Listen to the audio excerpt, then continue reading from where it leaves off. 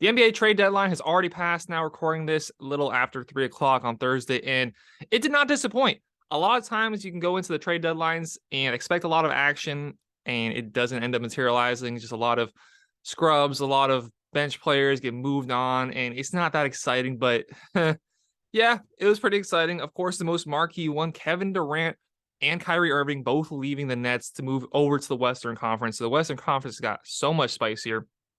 Nets traded Kevin Durant and TJ Warren for Mikal Bridges, Cam Johnson, Jay Crowder, 4 first-round picks, and a 2028 first-round pick swap. And then the Kyrie Irving deal going over to the Dallas Mavericks. Where is that one? Where is that one? I don't know where it is. But Kyrie Irving did move on to the Dallas Mavericks. Why? There we go. Finally. Brooklyn Nets traded Kyrie to the Mavericks for Spencer Dinwiddie, Dorian Finney-Smith, a first round and multiple second-round picks. Second-round picks were just getting traded around like they're literally nothing. 5 first-round picks for the Warriors sent for Gary Payton II. Sadiq Bey that's 5 second-round picks. So the value has really diminished of draft picks. And we saw that with the Rudy Gobert trade in the offseason, that it completely was null and void. That picks are pretty much worthless. There's also like those deals like Mason Plumlee, going to the Clippers, Mo Bamba coming to the Lakers. Lakers making a lot of moves, also trading for D'Angelo Russell, sending Beverly out. They brought in D'Angelo Russell, Malik Beasley, Jared Vanderbilt, Russell Westbrook's gone. Russell Westbrook's off the Lakers. There's so much going on. Jakob Poeltl dealt. Matisse Thybulle off the 76ers. So much happened. Finally, we got a trade deadline that lived up to the hype. Because usually, again, they disappoint. They're not that exciting. Smaller players, marginal players. There were still quite a few of those. But now, what does that mean for the overall NBA landscape? Now, I think the easiest one to talk about first and foremost is the Phoenix Suns. The Phoenix Suns needed to go out and make a move, and they were able to keep Chris Paul, which is something that I was quite surprised in seeing, that Chris Paul was not involved in the deal. The Phoenix Suns, of course, the number 1 seed, and were fantastic over the last couple seasons, are now the 5th seed in the West with a 30-26 record, 8.5 games back of the Nuggets in first place. And it was clear they needed to make a move. I didn't expect it to be to this extent. There was guys like Zach LaVine, Bradley Beal on the market that, while still being those top caliber players, are not Kevin Durant. Kevin Durant added to Chris Paul, added to Devin Booker. That's a serious team. Now they have lost pretty much all of their depth. Mikal Bridges gone, Cam Johnson gone, Jay Crowder, while he wasn't even playing, if they were able to coax him back in, could have been a very important player. He's now, I think, on the Bucks. A lot of moving pieces, a lot of guys getting traded. Like, what's that guy who used to play for Canvas that has? I'm not gonna try to say anything, but I think he was traded like 3 times or something. But are the Suns really favorites now? I'm not quite sure if they're favorites now because of the fact they gave up all their depth. Maybe the favorites out of the West. We know what the Denver Nuggets are going to be, and the Nuggets didn't make any grand moves on the trade deadline, unless I missed something looking over it now. Yeah, they did not. But we know what the Nuggets are. They're a team that's going to get to the second round. Maybe they can squeeze out to get to the conference finals, but we don't respect them enough to make it to the NBA finals. It's just unfortunate that it is that way. We're going to see Jokic probably win his 3rd MVP in a row and still probably not get to the NBA playoffs. West, you also have the Grizzlies, who I don't really believe in. The Kings for the 3 seed, who obviously I don't believe in. But the Mavericks now with Kyrie, that also becomes scary because now Luka finally has that second scorer, which they've been so desperate for to put around it. They tried with Porzingis. He didn't work out. They've had these marginal bench players that, been better or worse, but you look at their scoring. Luka, 33 points per game, and then after that is Wood. And they were thinking about moving him. Spencer Dinwiddie did get moved. Then you have Hardaway. He's been all right, 13 points a game. There's no second gear. There's no second scorer on that team.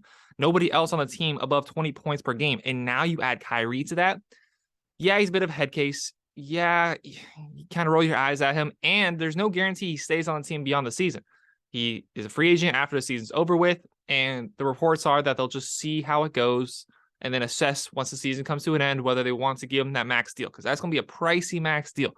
You're probably looking near $60 million if you want to give Kyrie that deal.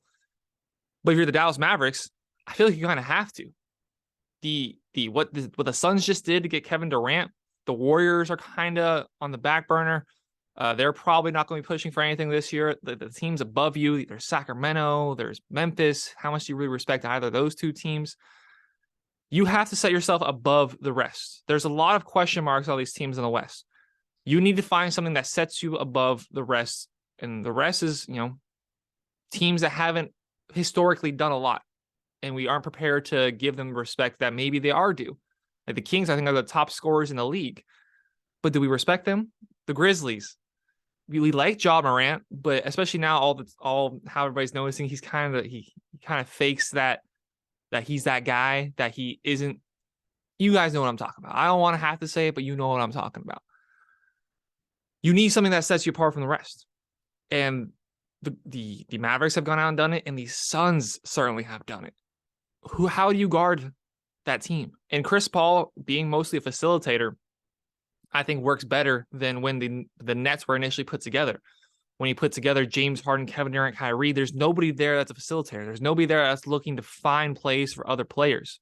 Now you have Chris Paul, who, yeah, he's going to make a shot or two. He's going to make some plays on his own, but he's mostly looking to get the ball in the hands of now Devin Booker and Kevin Durant, getting them in opportune spaces.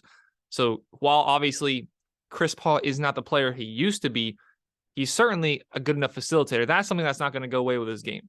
He's lost a step in sort of his speed. His shooting numbers have started to dip out throughout his career, but he can still certainly facilitate the ball.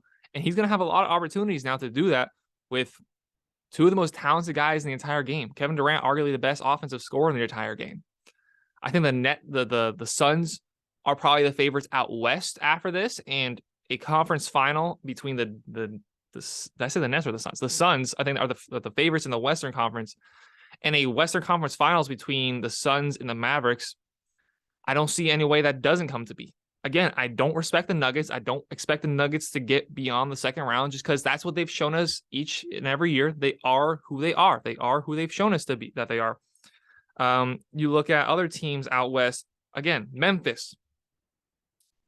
I don't respect them. I don't respect Sacramento. The Clippers, they're hanging around there. But again, also the same thing with them. They're the Clippers. Are either Kawhi or Paul George going to be able to carry this team and put them over the hump? That still is yet to be seen. And then New Orleans, Minnesota, the Warriors, and Portland there in the play-in games. This is a two-team conference now. This is between the Mavericks and the Suns, and it's going to be fun. It's going to be fun. Look at the Lakers, what they've done. They've tried. They're trying. They are where they are in the league right now. Look, they're out of the play-in game right now. They're 13 games back. They're only 2 games back of the play-in game. And then they bring in Mo Bamba, who hasn't had the greatest of careers. He did just sign an extension with the Magic in the offseason. So, fair enough to him. But also bringing back D'Angelo Russell, bringing in Malik Beasley, Jared Vanderbilt. We've seen the Lakers make moves upon moves upon moves in the offseason. Every single year we look at this Lakers team like, this is finally the team that's going to put everything together, give LeBron another ring, and push forward. And every single year, we get about 10, 15 games in and be like, oh, Anthony Davis can't stay healthy. You brought in a bunch of older guys who most of the time can't shoot. Where is the scoring going to come from? And then you're left with Patrick Beverley on the court with Russell Westbrook, and you're shaking your head. But now you do have a little bit more scoring. You brought in Rui Hachimura. Oh, geez. I know that was completely butchered. He can extend the floor as well as put the ball on the deck. He's a very versatile scorer. D'Angelo Russell, can't necessarily rely on him. He is by no means going to be the second go-to guy on this team. Obviously, Anthony Davis, and then there's Anthony Davis's reliability, his durability. But they're trying. That's one thing that I can't slate Rob Pelinka for. I don't think he's made the greatest of moves as the GM of the Lakers, but he's trying. He's just trying to throw stuff against the wall and hope something finally sticks.